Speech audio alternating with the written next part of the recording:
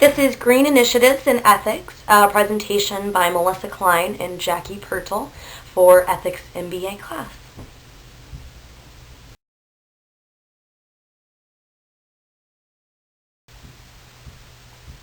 Some popular green initiatives among companies right now include reducing waste, energy savings, reducing emissions, and for the purpose of this presentation, we were going to focus in on Caesars Entertainment and Union Pacific because that's actually where Jackie and I work. Plus, we studied those briefly in class, so we thought they would be good examples of what companies are doing right now.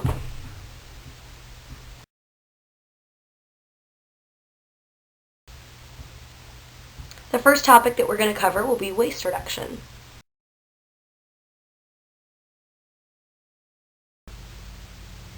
UP reduces, reuses, and recycles as their main three core initiatives for their recycling efforts. For reducing, they use concrete ties to reduce the resource consumption that the company uses. The railroad ties that are concrete are replaced less often than the wooden ties. They also reuse those old wooden ties 90% of the time in some way across their system. Each year, UP recycles 500,000 pounds of electric equipment, 250,000 tons of metal, 1 million pounds of signal batteries, 4 million gallons of oil and diesel fuel, and 3,000 tons of solid waste. Each year, UP also donates items with no useful life to the company, but still with value to developing countries in other worlds. They donate computer monitors and laptops that they send to nonprofits to use to help encourage development in the developing world.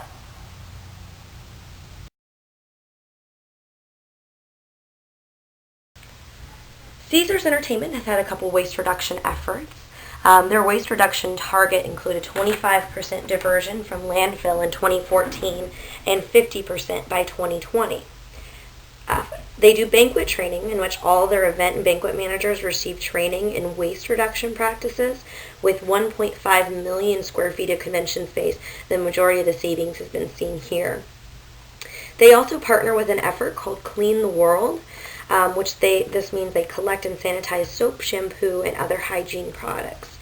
Caesars Entertainment and our staff has recycled more than 110,000 pounds of lightly used soap and bottled amenities on behalf of Clean the World, which has greatly reduced some communicable diseases in countries that don't have a lot of access to clean soap and water.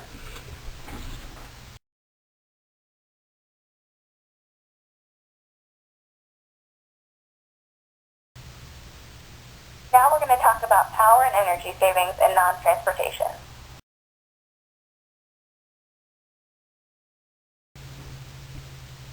A study in a McKinsey report shows that the U.S. has the potential to reduce energy utilization by 23% by 2020. This would involve eliminating $1.2 trillion in waste after only an initial upfront cost of $520 billion. It would lower greenhouse gas emissions by 1.1 gigatons annually, and that is equal to taking the entire U.S. fleet of passenger vehicles and light trucks off of the road.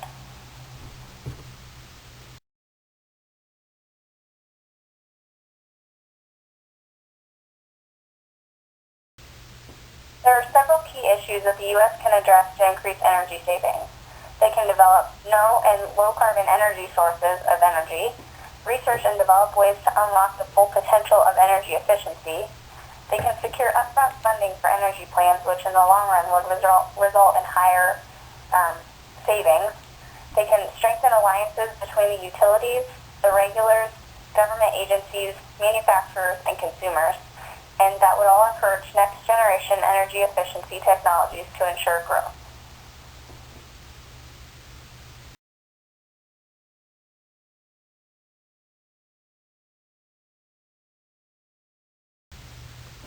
The Union Pacific Center is designed for efficiency and sustainability. Their central atrium provides natural light, which reduces the need for electrical lighting, and heating and cooling system is underground, which has computer-based fans that speed up or decrease speed based on the number of occupants in the room or in the building at any time.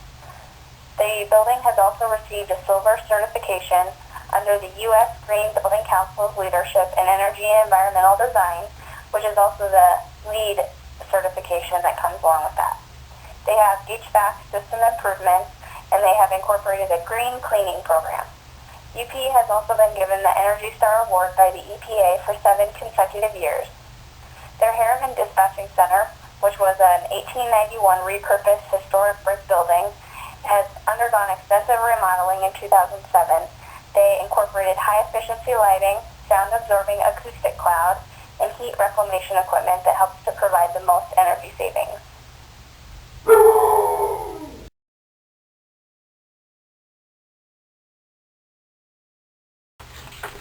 Caesars Entertainment's energy savings initiatives include energy retrofits, in-room thermostats in which they regulate these more, keeping them at a higher temp during the summer, a lower temp during the winter, especially when the room's unoccupied.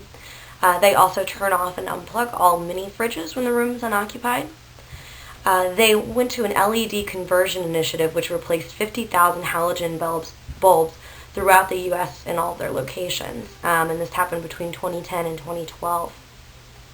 They also do conservation when it comes to laundering the towels and sheets.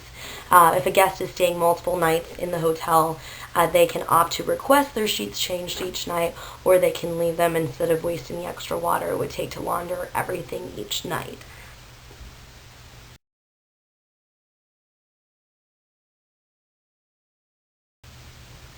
Now we will talk about reducing carbon emissions. Carbon footprint has been defined as the total set of greenhouse gases, GHG, emissions caused by an organization, event, premise, or person. Transportation is the leading contributor to greenhouse gas emissions.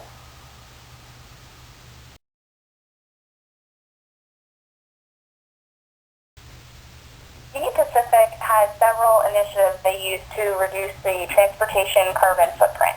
They have distributed power units, which are locomotives that operate in the middle or at an end of a train to save on fuel consumption.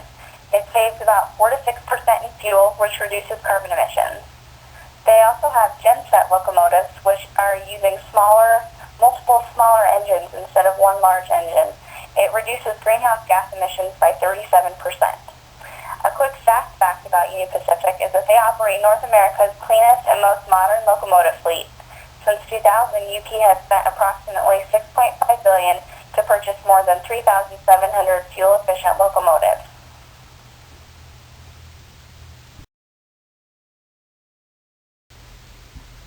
Caesars Entertainment emission reduction.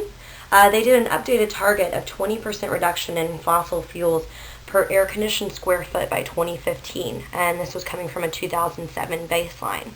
40% carbon emission reduction target by 2027. In 2010, we announced a first carbon inventory for our U.S. resorts, along with an EPA-approved absolute emissions reduction goal of 10% from 2007 to 2013. In 2008, we became the first gaming entertainment company to join the Environmental Protection Agency's Climate Leaders Program.